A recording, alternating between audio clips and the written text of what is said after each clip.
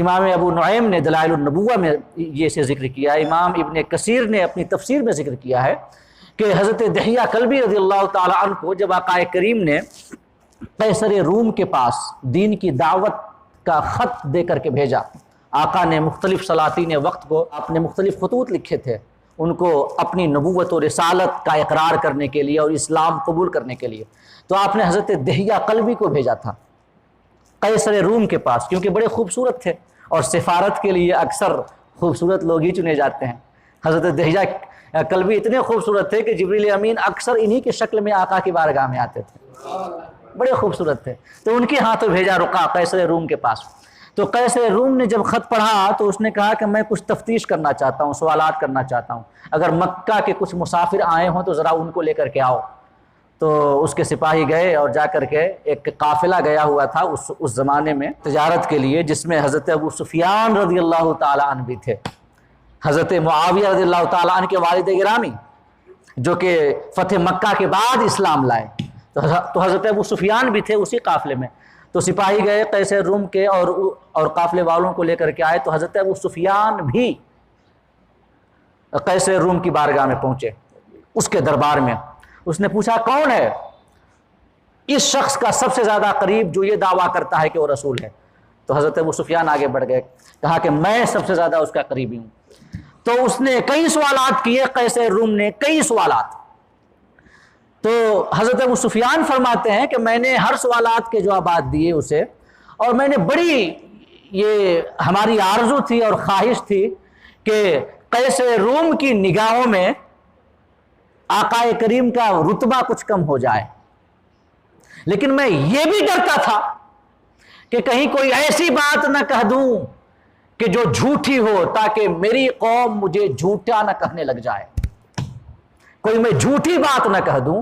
تاکہ میں جھوٹا مشہور نہ ہو جاؤں۔ یعنی کہ اس زمانے کے لوگ اگر بے ایمان بھی ہوں، یہ وہ مسلمان نہ ہو، پھر بھی جھوٹ سے انہیں کتنی نفرت تھی اور جھوٹ کو کتنا بڑا عیب سمجھتے تھے۔ حضرت ابو سفیان اس وقت حالت کفر میں ہیں، لیکن کہتے ہیں کہ میں کوئی جھوٹی بات نہ کہہ سکا آقا کریم کا رتبہ گھٹانے کے لیے، کہ تاکہ ایسا نہ ہو کہ ہماری قوم یہ کہے کہ ابو سفیان نے جھوٹ بولا۔ لیکن پھر یہ اسی زمانے میں آقا نے معراج کا دعویٰ کیا تھا کہ میں سفر معراج پہ گیا، تو حضرت ابو سفیان نے کہا کہ یہ تمام باتیں اور اس کے اوصاف و کمالات تو اپنی جگہ، لیکن ابھی وہ ایک ایسا دعویٰ کر رہا ہے کہ اسے سنتے ہی آپ کو اس کے جھوٹے ہونے کا یقین ہو جائے گا، معاذ اللہ رب العالمین۔ وہ ایک ایسا دعویٰ کر رہا ہے ابھی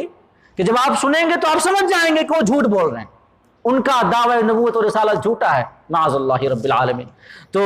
وہ قیصر روم کہتا ہے ہاں بتائیں وہ کون سا دعویٰ ہے؟ تو ابو سفیان نے کہا ان کا دعویٰ یہ ہے کہ اللہ نے ان کو سفر معراج پہ بلایا، وہ مسجد حرام سے چلے بیت المقدس پہنچے، اس کے بعد آسمانوں کا سفر ہوا۔ تو حضرت ابو سفیان نے واقعہ معراج کی تفصیلات بیان کرنی شروع کر دی قیصر روم کے پاس۔ تو جب ابو سفیان یہاں پہنچے کہ ان کا دعویٰ ہے کہ وہ بیت المقدس آئے، تمام انبیاء موجود تھے، انہوں نے سب کی امامت کرائی، تو اتنا سنتے ہی قیصر روم کے دربار میں ایک سب سے بڑا پادری جو اس وقت دنیا عیسائیت کا تھا، وہ کھڑا ہو گیا اور کہنے لگ گیا کہ حضور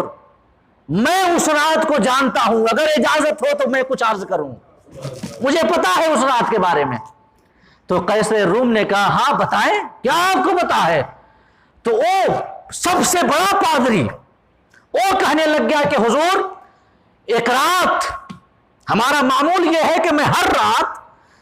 بیت المقدس کے دروازے خود اپنے ہاتھوں سے بند کرتا ہوں، پھر اپنی خوابگاہ میں جاتا ہوں آرام کرنے کے لیے۔ ایک رات جب میں بیت المقدس کا دروازہ بند کرنے لگ گیا تو بند نہ ہوا، بڑی کوشش کی میں نے، بڑی طاقت لگائی، مگر دروازہ بند نہ کر سکا۔ میں گیا کچھ اور دوستوں کو لے کر کے آیا کہ ان کی مدد سے دروازہ بند کر لوں، مگر سب تھک گئے، دروازہ بند نہیں ہوا۔